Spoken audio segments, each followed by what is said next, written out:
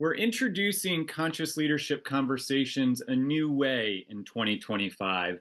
And what we've heard from a number of people within the community and beyond is that there's kind of three key things that we believe the conscious leadership conversations really serve. And we want to lean into that a little bit. And so, one is community. We believe that there's people that really hunger for a place that they can learn and grow on their conscious leadership journey. Of course, we're referencing conscious in particular there because it connects with our conscious leadership work here within the Leadership Forum. So, community is the first one. The second one is tools and resources. Lots of people in the community and beyond are looking for, new tools and resources that they can use both to help them continue on their journey, but then also turn around and take and use with other people. And then the third piece here is around we all want to do kind of good work with good people. And we hope that the connections that might take place here within the community, as well as those out beyond this community, might enable you to create some meaningful change, continue to democratize and expand conscious leadership out there in the world.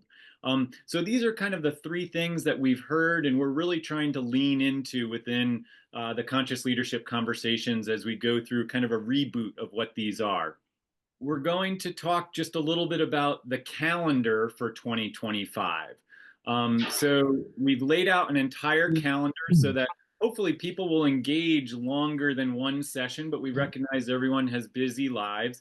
And then each month will be grounded in a theme with 4 to 5 different conscious leadership tree assets that are connected with it. So again, back to those tools and resources that are available.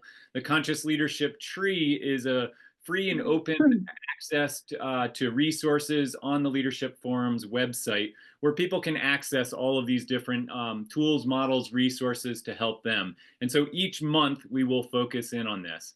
And with that, it's actually my pleasure then to be introducing Lyndon Rego, longtime friend, colleague, love him dearly, who is going to be facilitating this month's conscious leadership conversation around personal development. So with that, Lyndon, I'm going to pass it over to you. Thank you for the part you play both in the world and in this community. And I'm looking forward to your session. Great. Thank you, Joel. And hi, everyone. Happy New Year. It's great to see some familiar faces and some new faces as well. And as Joel mentioned, we're going to kick off this session in that first segment here. And some of the topics that you would have seen on that list there are ones that we've actually covered recently at previous sessions, things that include emotional intelligence and vertical development that we focused in on at the summit. We did a session on social identity mapping. And so today we're going to dive into this concept of Ikigai, which some of you might be familiar with. And for those of you who aren't, it comes from Japan. And I think the origins come from the island of Okinawa, which has some of the highest levels of well-being in the world. And Ikigai translates into this concept of finding one's purpose or reason for being. And it's trying to figure out how do you have a fulfilling life. So we're kind of now, of course, in a new year, and we can all recognize that it's going to be a year of change, especially for those of us who are in America. There's a lot of things that are shifting, and we're often thinking about how do we face the change that's coming into us from the outside? How do we respond to it? How do we adapt to it? But Ikigai starts from the other direction. It's saying, how do we drive change from the inside out? How does purpose become the driver for what you want to see in the world? And then it moves, as you'll see, to the external. So it's kind of echoing this concept that I think Gandhi talked about when he said, be the change you want to see in the world. And I think it's how do we create the change that we want to see in our lives, in our world. So what you'll see here is some version of the commonly used Ikigai framework. And you'll see it looks like a Venn diagram in this model, and it has 4 different circles. And they're asking 4 questions that Ikigai asks us to respond to. So let's move to the next slide where we can take a closer look at those 4 questions. So the first one is really asking you, what do you love? What are your passions and interests? What brings light and energy to your world? And then the second question is, what are you good at? So we might want things, or we are passionate about things, but they may or may not be things that we're good about. So this is asking us to say, well, what are the skills, the talents, the gifts that we have to offer, right? And now it flips then to the external perspective, and it's asking you to take that lens and extend it to saying, well, what does the world need that you have to offer? Again, we might have talents, we might be good at things, but they might not be what the world needs from us. So, what is the need out there that matches up with those capabilities that we have? And then the fourth question is saying, well, what can you be paid for? And I've extended this to say, what can you be rewarded for? Because sometimes what we can get in return for what we're putting out in the world may not just purely it might connect with a lot of things that bring us fulfillment and which we're rewarded for. So, what are the opportunities that you have for getting a return for what you put into the world? Right. So that's the four questions with Ikigai. Uh, Relative to what I said, this is a framework that comes from Harvard Business Review and an article that I think they put out recently that was also considering how do we look at our lives and think about well-being. And this framework, and it might be a little small in your scheme, but it's really asking us to look at that notion of well-being or payoff or reward from a number of different lenses. You'll see the one that is really around professional development and learning and the job as well.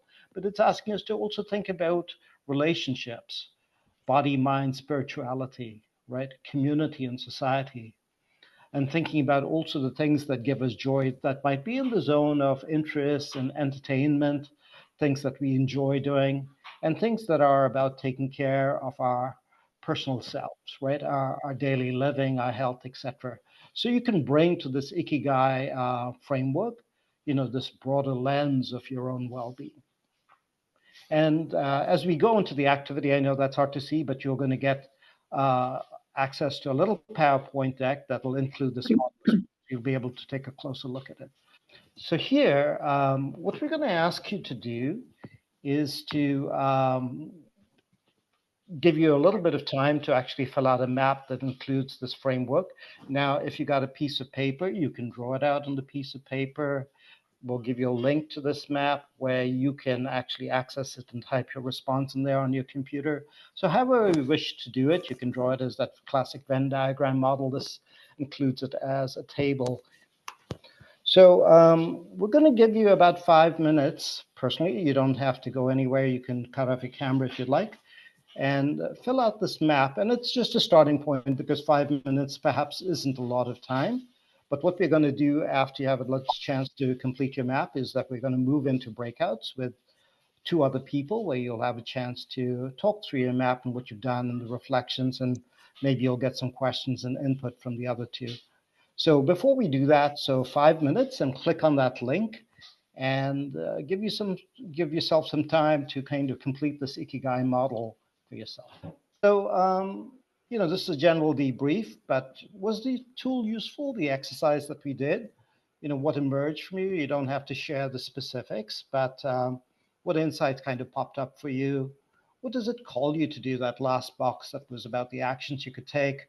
For some people, they might feel like, well, everything's good. What I'm doing is very much in line with my mission and my gifts. And if you're in that zone, probably things are looking pretty good. Or you might be in a space where you feel like things are not quite aligned and there might be shifts that you need to make. And that's probably an invitation to think about where those disconnects and what are the things that you might need to explore. So, and also really thinking about, what you want from yourself and what the world needs. Maybe that is not so well aligned. And again, it's a call for us to figure that out and that disconnect. So I'd love to open up the floor for anyone who might like to share some thoughts from the activity that they did related to any of these questions, anything else you'd like to share. Starting out, how did you find this activity? Was it useful? Perhaps some of you have done it before, encountered it before. I think it's useful. I've seen variations of it before. One of the things I really liked was the order of things because it is kind of in that do have be framework that at least in the United States, that we're taught to do. So like, what can you be paid or rewarded for is first, but it's actually labeled number 4. So like, you write it down in the way we're used to doing it. And then as we go back and review it, we're looking at it in the be, do, have framework of, here's who I want to be. Here's how I'm going to express and live into joy in my daily life, and then pull everything else in around that. And I found that framing of it very useful. And then also, you know, like when I'm working with my coaching clients, a lot of times it's overwhelm. It's about, you know I need to do all this stuff. I've got all these things. So having the what actions can I take really brings it down to like, what is the one next step that I need to take to move forward on this? And getting away from, something that's transactional and into something that's bigger and more foundational, that's kind of like instead of a New Year's resolution, what's my frame for the year, what's my vision for the year.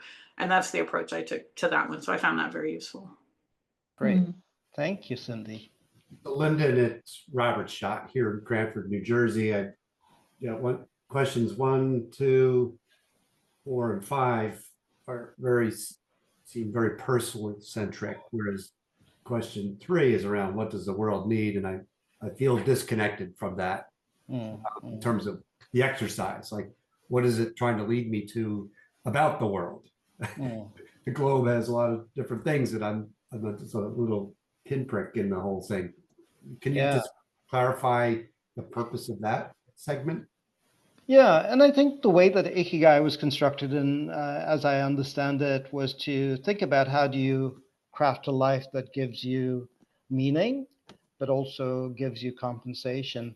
But I think in our group, also, Robert, I think we were talking a lot about community and the needs of community, and somehow there is a certain kind of tension, as you were raising, between what we can do for our own lives, but what we think is necessary for the general well-being.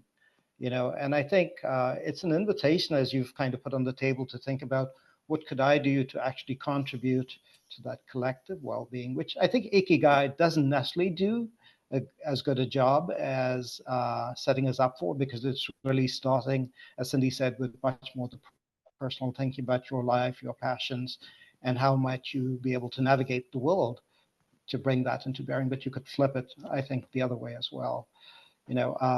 I spent some time living in Africa, and I see Francois White from Mauritius over there. Hey, Francois.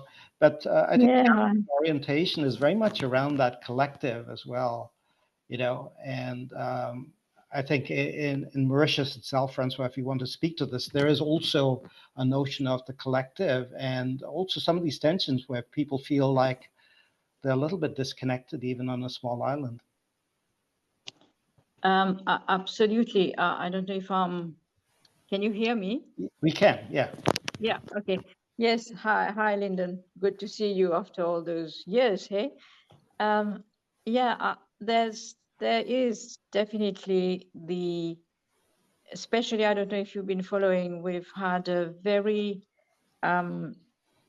busy year. It was election year, and really it was the opposition swiped away totally the party that was in power. So it is really a year, 2025 is going to be a year of reconstruction, reconnecting, and really getting people to come together and see what we can do to bring back some sense to everything that seems to have just unraveled over the 5 past years. So we are in a very interesting space right now, trying to really get all talents and goodwill to work towards reconstruction. Yeah. Very much the theme for many places of the world. Yeah. Anybody else like to share? Maybe have time for one more share before we move ahead. I was gonna. Oh, I'm sorry. Excuse me. I was just gonna piggyback on that definition of world. We can create whatever size world. Our world can be just a local community, right? I think if we look at the devastation in California, that's their world right now that needs that kind of attention. So I think this model gives us the license to choose how big a vision or how big a problem that we want to tackle. If it's on a village scale or the global scale, it's kind of our choice. So that's all I wanted to share with everyone. Yeah. Really well said. Thank you, Rich. There's somebody else who was trying to speak at the same time. Hey, this is Kathy in North Carolina. Yeah, I just wanted to also ride on Francois's coattails there and amplify the need for I think connection, like building community and yeah. I don't remember what I was gonna say, but yeah, I feel really strongly that community building and is kind of what's needed, and like trying to bridge divides rather than continue to feed into this sense of the other, I guess is what I'm trying to get at. And all of that, like the creating understanding and compassion for other people will, I think, ultimately lead into a more equitable world, more equitable and just world. Great. Thank you, Kathy. And I'd love to just move us ahead as the kind of clock runs down here. Got a couple more slides maybe to share. And perhaps in response to this question, if you are like me in a space of kind of flux and saying, well, there's some things that I want from the new year that aren't part of what my life is really aligned with, what can I do to find those things? So I'd love to offer you a slide and a perspective that comes from my time at the Center for Creative Leadership. We had a model called 70-20-10. Vanessa, if we could advance to the next slide. Yeah, so this is one that really talks about how do people learn, and this is one that I've adapted to think about the plus that is often missing in the core model. So if we think about how do we learn, how do we grow, there are probably four key kind of techniques that we can think about. The first one, if we look at the upper right-hand corner, might be what we might call education, so the classes and books and videos and podcasts that we could reach, presentations such as this one, where you're really downloading information that somebody else has arrived at. I've added AI chatbots, which is also a mechanism that we can use again to get answers to questions that we have. And you could put the AI chatbot actually in the second box if we go further down, that is connection. So a number of people on this call are coaches, and what a coach does and conversations help us do, maybe the breakouts that we had, is get some perspectives that are outside of our own perspective, right? And get some insights, get support. So teachers and coaches, mentors, friends and family are always helpful in really helping us expand our worldview. So there's an opportunity, of course, to reach out to other people and talk about what's going on, get insights, the network connections, etc., that might emerge from that. There's also the next kind of box if we move over to the left over there. And a lot of learning comes from learning by doing. You know, we learn best when we actually put ourselves there versus just hear it from somebody else. So certainly jobs, projects, assignments. So there might be things if we're unclear that we can maybe take on a project to do something different, even if it's a small portion of our existing life. And we get to learn from that, see how it fits. And maybe it's something that we choose to expand, or if it isn't working, it goes away. But giving ourselves that permission to create some white space where we can get to try on some of these new things that we might want to make part of our life. And if it's something that starts to stick, that circle, that sphere of your life will probably expand and you can invest much more into it. And the last piece of it, which is something that I think we recognize is key, is kind of the whole zone of reflection. So taking some time to be quiet, you know, to walk in nature, to actually conduct reflective activities, sometimes journaling, assessments, also help us make sense of things that we're feeling, the information that we're acquiring. And it's something that we're probably doing, but we often might be doing it somewhat unconsciously, and there is a discipline to it that these practices can also strengthen. So as we think about, for those of you who say, well, there are some things that I want to figure out, you might consider these four kind of zones that offer us ways that we can start to build the future that we want. So I want to close out with maybe some quotes from the book The Alchemist that, again, many of us might have read. And The Alchemist is really a book about a journey by a person who's on this great big mission to find their purpose in the world. And what this person finds, the protagonist at the end, is that encompassed in your quote, remember wherever your heart is, that's where you'll find your treasure.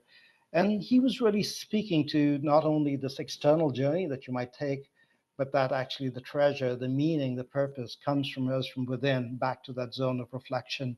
So I hope from this activity today that you found an opportunity to connect with some of those things that make you feel alive, that represent your passion, and an invitation to say, if they're present, you probably are living in a place where you feel that life's fairly good.